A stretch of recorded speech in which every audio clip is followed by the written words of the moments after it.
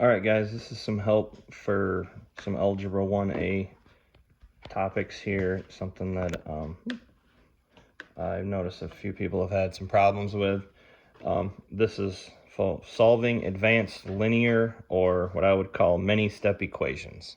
So this is more than just solving the equations that you've had so far, where it's been like 2 steps.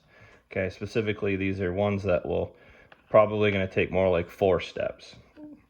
So, and I will go through these one by one and show you examples. Okay, so these are the basic 4 steps that I would recommend to use to get to the final answer, where you have just a variable equals a solution, or it's a variable x equals 5 or whatever. Okay, all right, so the first step here, and the first thing you always want to do, is you want to use your knowledge of PEMDAS, or the simplifying expressions, to simplify both sides of the equal sign, or both sides of the equation.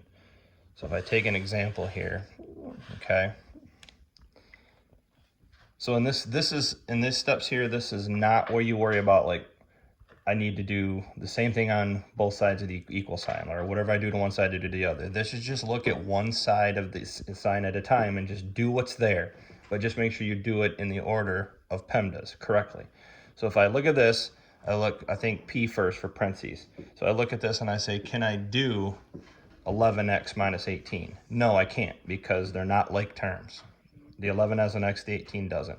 So I can't do that. So I look over here, can I do what's inside the parentheses? 2x plus 7. No, I can't, because they're not like terms. One has an x, the other one does not. So I look out here and I see, all right, this is multiplication. Okay, so I want to do the distributive property to multiply the 5 through the entire parentheses. And I have to get a different marker as this one's dying. Okay, so I do my distributive property. 5 times 11x makes 55x. Okay, 5 times negative 18 makes negative. Let's see, 5 times 18 would be, 5 times 10 is 50, 5 times 8 is 40, so that's going to be 90. All right, so this makes 55x minus 90, all right, equals. Now notice that had nothing to do with properties of equality. We're not like doing one side, you know, the same thing on both sides of the equal sign. We're just looking at one side at a time. So now over here, I have this distributive property. So this is multiplication here. 3 times 2x is 6x. And then 3 times positive 7 is positive 21. Okay, and that completes this step, the first step, because there are no other parts of PEMDAS that can be done, all right?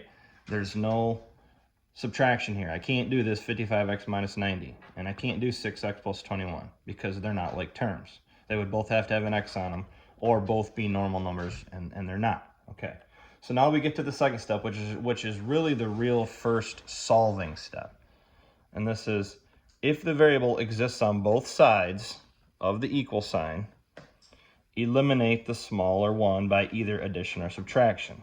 Okay, so as I look at this, I go back to my problem here. I'm on the second step. So here, I'll change to blue to match my second step, I guess. I notice now I'm looking at both sides of the equal sign at the same time. Do I have the variable on both sides of the equal sign? Yes, I have it here. I have 55x, and here I have 6x. Which one's smaller? 6x is smaller than 55x. So how do I get rid, or how do I eliminate 6x?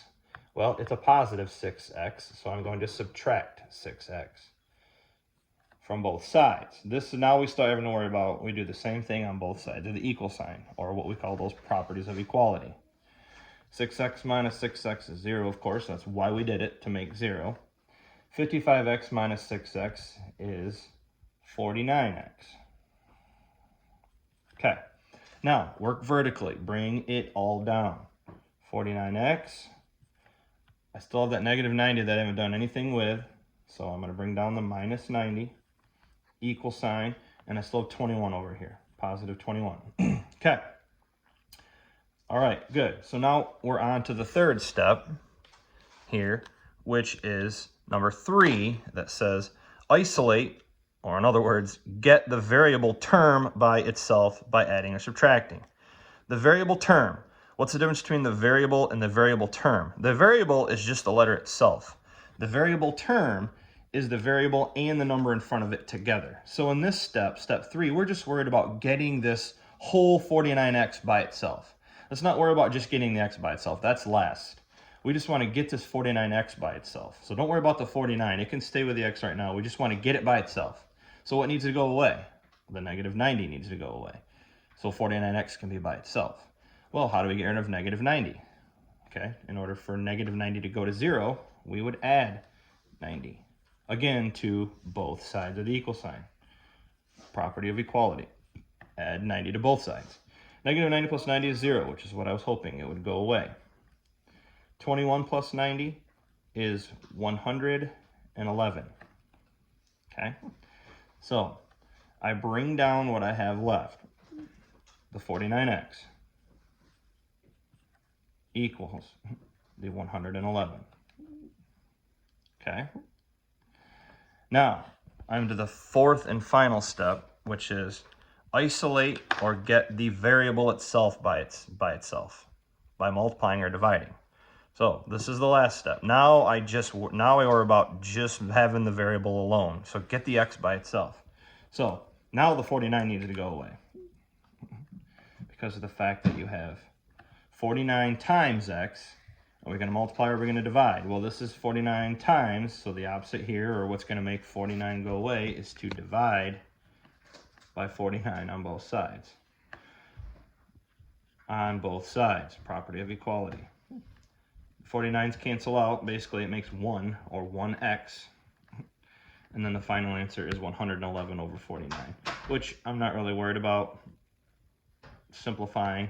We'll just leave it as 111 over 49. We could put that into a calculator and get a decimal, but it's good enough for now. So anyways, you know you're finished because x is by itself. X equals 111 over 49. Okay? All right. Good luck.